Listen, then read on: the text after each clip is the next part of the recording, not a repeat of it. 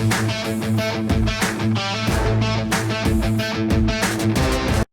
guys, I'm Geoff Fienberg, and I'm back here with you on oddschecker.com/US, continuing to break down the RSM Classic out in Sea Island, Georgia this week as we are off the Masters, and we are, I don't want to get my Georgia geography incorrect, but I believe we're just a stone's throw up the road out in Sea Island. A lot of familiar faces playing this week. A lot of the Europeans deciding, hey, I played the Masters and I don't know, stick around and go up the road, play a little Sea Island.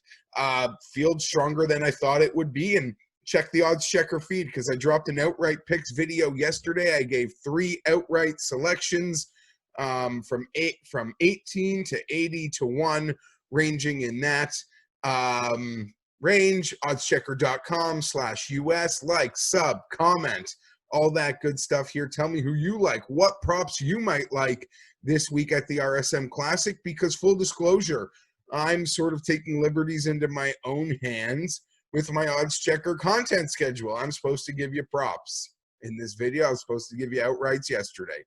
Gave you 3 outrights yesterday. I was supposed to return here with some props. I got 1 props. The truth of the matter is I added some outrights, some long range ones. I wasn't expecting to like this board as much as I was. Bit of a drag morning after the Masters. Thought I'd struggle to find some bodies that I wanted to play.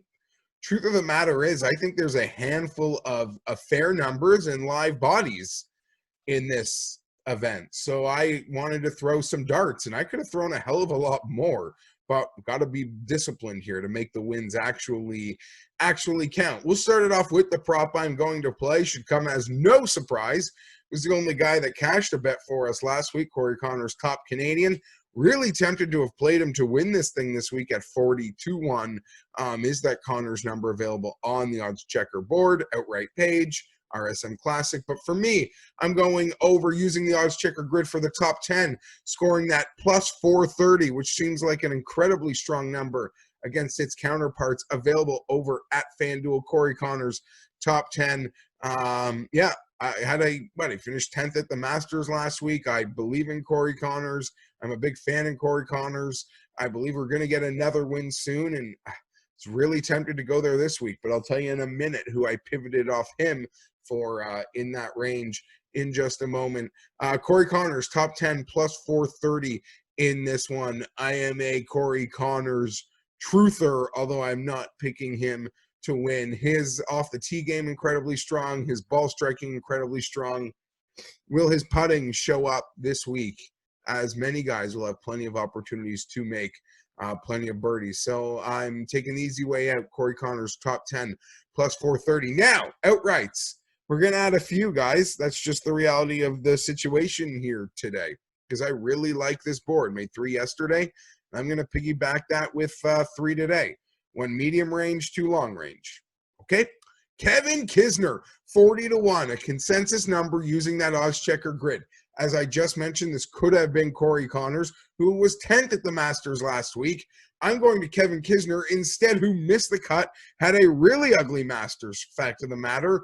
Long and wet probably didn't suit Kevin Kisner through the first couple days. But in Sea Island, Georgia, this place could be a moneymaker for Kiz. I should see no reason why his game doesn't plot along here perfectly. The Georgia Bulldog will know it quite well. And if he just so happens to get himself into the mix, I trust him against any of the bigger names in this field, if that's who he would happen to be squaring off against in a Sunday situation.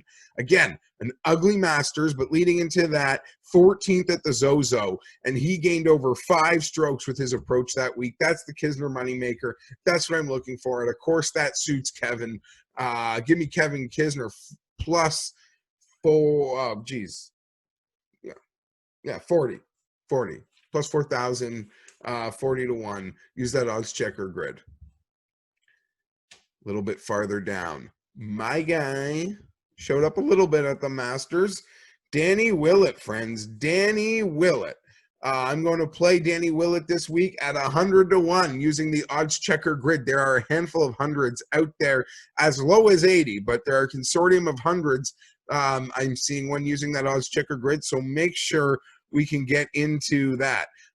Strokes gain and official scoring data isn't thoroughly available with the Masters, but Justin Ray at the 15th club, who does a lot of the stat work, Willett led the field in approach, gaining 8.6 shots. If the irons are in that, if his irons are showing, then we will take him to win. If you want to be less bold than I am and play that with an each way or a top 5, I don't have anything against that. That's just not how I roll. Like, instead of playing 1.5 bodies here, I'm playing 3 because I don't do each ways. We go big. I don't know. I believe this place works for Willett. He's gaining with the approaches.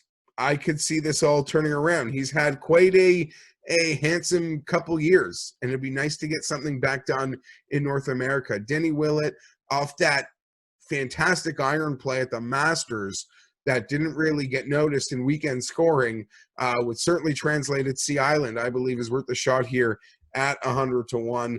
And finally, I am going to back Windham Clark here, guys. Windham Clark, 125-1, using that odds checker grid.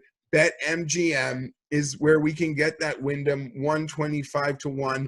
Brian Gay ripped. Brian Gay, what tournament was that? We were in the fancy islands. In Bermuda. We were in Bermuda. Mix it up. Bermuda, Barbados, Bahamas, they're all the same. I always mix it up. Wish I was in any of them right now. It's getting cold here in the Northeast. Bermuda literally looked like he was going to walk away with that win coming down that event, and Brian Gay was outstanding and ended up winning. And that had to really hurt. That had to really hurt. And it's not even like Windham played bad on that Sunday. He played quite well. He scored well enough to think that would probably get it done. But Brian Gay nipped him. He ended up losing in a playoff. And then after that sort of cage rattle, he had a really ugly start to Houston, which kind of should be no surprise in that sense. But we do see guys that do finish second carry it over and in many ways continue that hot streak. He was rattled from that loss in Bermuda. It showed up in Houston, refreshed. To me, the Masters energizes everybody. Windham Clark, I believe, is very live here, has a strong history of Bermuda results as well in his career. So Windham Clark, 125-1 is who I will sanction for that play. And much like Willett, if you're in favor of top 5ing something like that, each weighing, that's your prerogative. That's just not something that I am choosing to do here in this spot, because I believe this tournament is quite winnable for all these guys. Guys, I thought about betting and I didn't bet because, as I mentioned, there were a lot of options for me this week. I could have thrown a handful more darts, but you gotta be disciplined. I mentioned Corey Connors. I pivoted right off that into Kevin Kisner. Sam Burns, like a lot of people, I thought about, almost mentioned him on yesterday's record to see him withdraw. Gives a bit of peace of mind here. But Austin Cook, Denny McCarthy, Aaron Wise, all other guys I thought about throwing a flamethrower at this week to catch a big number. But yeah, you can't bet everybody. That was just the short list.